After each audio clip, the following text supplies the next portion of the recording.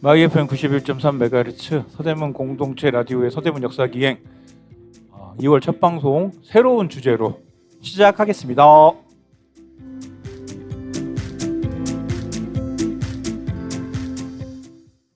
네, 서대문 역사기행의 황원입니다. 네, 안녕하세요. 박정수입니다. 네, 뭐 날씨가 따뜻해져가지고 요즘에는 그냥 네, 또 그러네요. 네. 다른 방송에서는 설레발 치지 말라고 그랬었는데 그냥 지금은 뭐 그냥 2월이고 하니까 또 뭐 추위가 있으면 또 얼마나 있을까 싶긴 하네요. 네. 네, 뭐 이제 봄이 가까워지는 건 가까워지는 거 뭐 맞죠. 네. 그렇죠. 네. 근데 겨울이 그 며칠씩 좀 길게 추울 때는 있었지만 평균적으로는 그러니까요. 예전보다 덜 추운 건 사실인 것 같아요. 올 겨울도 뭐 네. 지금 2월 달이니까는 뭐 얼마 안 남았겠다라고 얘기하면서 드리는 말씀인 건데 뭐 그다지 그렇게 뭐 이렇게 네. 한가? 물론 싶어요. 이러다 이제 뭐 3월에 눈이 온다던가 뭐 이런 4월에도 일이 있을 수 눈이 있겠죠. 오는 네. 경우도 있어가지고 네. 당황스러운 데 있었는데 그럴 수 있죠. 그거야 뭐 그거는 네. 뭐 그러니까 어쨌든 그것도 다행인 것 같아요. 뭐 약간 뭐 유럽이나 뭐 미국에서 나오는 그런 그 기상 그 이변이 네, 거기는 그 정도까지는 네, 한국은 또 없는 것 같아요. 폭이 거긴 정말 크더라고요. 그 변화 폭이. 그래서 지금 갑자기 막 네. 전기차들 막 난리 나고 막 이런 거 보면서 그러니까요. 갑자기 뭐 회사 막 주식이 막 떨어지고 기후 변화 이게 정말 확인되는 그 경우들이 참 많은데 한국은 또 어떻게 보면 조금 덜한 거 아닌가 뭐 이런 그러니까 오히려 생각도. 네. 기후 변화, 기후 위기 뭐 이렇게 실감이 솔직히 나긴 하는데 또 그 나라만큼 네. 또 안 나는 것 같기도 하고 네. 뭐 그러는가요? 그러니까 유럽이나 미국에 살았으면 정말 체감이 컸을 것 같긴 합니다. 그렇습니다. 뭐 사실은 뭐 우크라이나 러시아 전쟁에서도 지금 겨울이 따뜻한 유럽 겨울 유럽이 따뜻한 바람에 약간 러시아가 이렇게 뭐 울상을 지었다 약간 이런 얘기도 있을 정도로 예. 지금 뭐 기후가 뭔가 이렇게 국제 정세에 영향을 끼치는 뭐 그런 일도 있는 것 같습니다. 네. 1부 할까요? 네. 오래전 이날 1부 시작하겠습니다.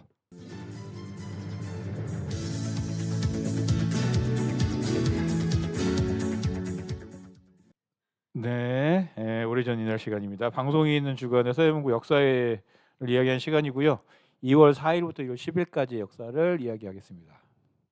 네. 최근에 네네네. 그 정치인들에 대한 뭐 테러라고 해야 되겠죠? 네, 그런 네, 네. 사건들이 뭐 두 차례나 있었잖아요. 그렇죠. 연달아서 예, 있었죠. 예. 그런 걸 떠올리게 만들어주는 소식 하나. 예, 예, 예. 그런 일이 옛날에도 있었다. 네, 뭐 약간 그런 느낌. 근데 약간 이것 미제 사건이긴 미제 합니다. 사건. 예. 1971년 2월 5일 예, 서대문 그 우리 그 봉원사라고 그렇죠. 예, 있죠? 그렇죠. 절이 예, 있잖아요. 예. 그쪽 동네를 또 작게 그 봉원동이라고도 하는데 거기가 예. 무슨 동 이름이 진짜 많더라고요. 그러니까 이게 행정동과 법정동이 차이가 예. 있잖아요. 예. 그래서 아마 심하게 차이 나더라고요. 예.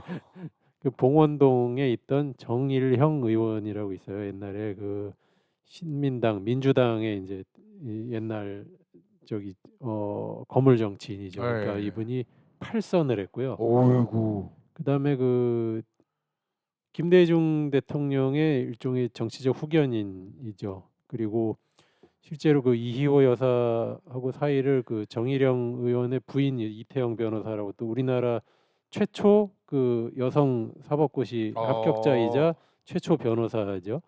우리가 또 이렇게 다리를 놨다는 얘기도 있고 그 정대철 의원이라고 알죠. 예전에 거기에 아버지예요. 정일형 의원이 정대철 의원이 2세 정치인이었군요. 2세 정치인이죠. 그 이제 3세가 또 뭐 지금 의원을 한번 했나요? 어쨌나요? 아무튼 그 정일영 의원 집이 있었는데 거기 의문의 화재가 일어납니다. 그렇군요. 의문의 화재입니다. 이게 2월 5일. 5일. 네. 1971년. 네. 그러니까 1971년 4월에 대통령 선거가 예정돼 있었어요. 그렇죠. 네. 그때 그 뭐 40대 기술은 어쩌고 이때가 그렇죠. 이때 아닙니까 이때가? 그러니까 김대중 씨가 그때 그 신민당의 후보가 되어 가지고 이미 그렇죠. 70년의 경선에서 그 김영삼, 김대중 그렇게 40대 그 당시 정말 40대였죠. 붙어가지고 김대중 씨가 후보가 된 상황에서 이제 선거전을 앞두고 있는 시점이었습니다. 그렇죠. 이때 정일영 의원이 선대 본부장, 김대중 후보. 근데 요 팀이 이때 마침 그 1월 말 2월 초에 그 미국에 가 있었어요. 네, 방미 중이었는데 아주 공교롭게 1월 27일에 김대중 후보 자택에 폭발물 사고가 일어납니다. 진짜요? 예. 폭발물이 이제 외부에서 날아와 가지고 터지는 사고가 발생하고요. 한국도 되게 이게 폭발물을 어디서 구하냐. 정말 상상하기 어렵죠. 50몇 년 전에. 예. 그리고 한 일주일 후 2월 5일에 이 정일영 의원 집에 불이 난 거예요. 불이 나요. 방화로 예상되는 방화로 추정되나 이게 이제 이 사건이 이제 그 경찰들이 수사하고 이랬을 거 아닙니까? 그렇죠. 그 전개 과정이 좀 재밌기도 하고 우습기도 한데 네. 집이 이제 별채가 따로 있었나 봐요. 별채에서 불이 난 거예요. 그래서 별채 30여 평이 다 탔답니다. 전소. 네. 근데 이제 그 별채를 종의 정일영 의원의 서재 겸 이제 그 정일영 의원 따로 만나러 오는 사람들을 사랑방처럼 대접하는 사랑방이죠. 응접실이 있는 곳이었는데, 그러니까 여기에 신민당의 이제 이 선거 관련 서류들, 각종 이제 당의 기밀 서류들 이런 것들이 있었는데 다 불탔다는 거예요. 불이 어떻게 났는가? 그 아궁이에서 불이 붙어가지고 뭐 그 위에 있던 어디로 옮겨 붙고 뭐 이렇게 된 것 같다가 이제 기본적으로 추정되는 얘기인데 이제 정일영 의원 집 사람들이나 신민당에서는 이거는 의도된 방화다라는 이제 그 혐의를 가지고 이 사건에 접근하고 경찰 측은 딱히 원인을 찾기가 어려운 나머지 처음에 이제 어떻게 발표를 했었냐면 고양이가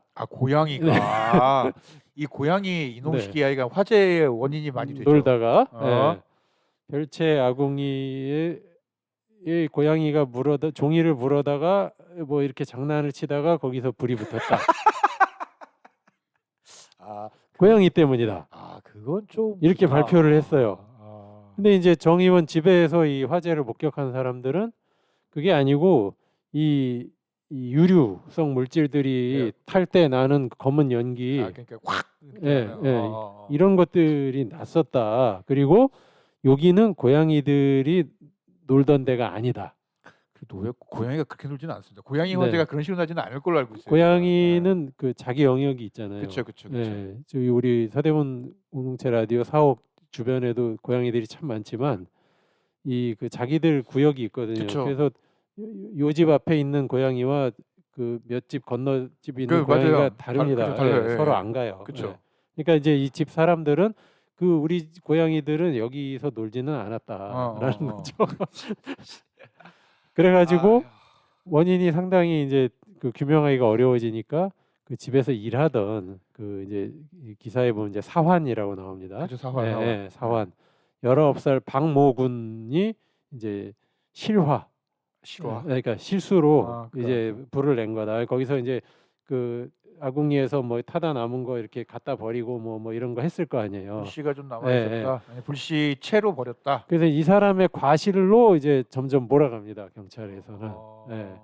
그러니까 이제 정 의원 측과 이제 신민당 측은 이거는 정치 테러고 방화다.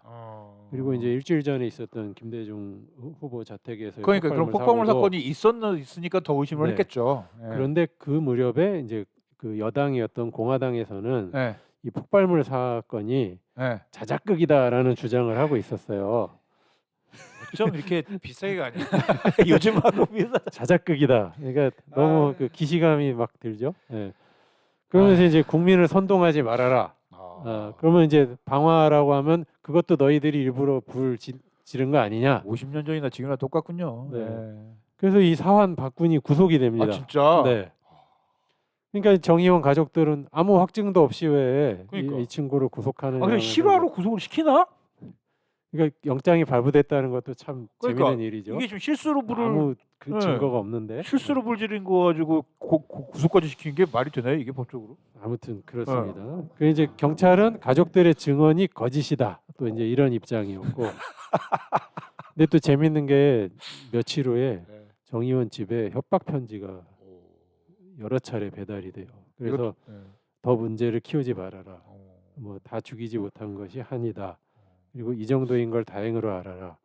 다음은 다음 타겟은 또 아무개다. 뭐 이런 것들이 적힌 협박 편지가 또 여러 차례 배달됩니다. 이게 뭐 관련이 있는 사람이 보낸 건지 그냥 이 사건을 두고 또 어떤 사람들이 또 이제 카피캣을 한 건지 모르는 일이죠. 아무튼 이제 이런 의문의 방화 사건이 있었고요.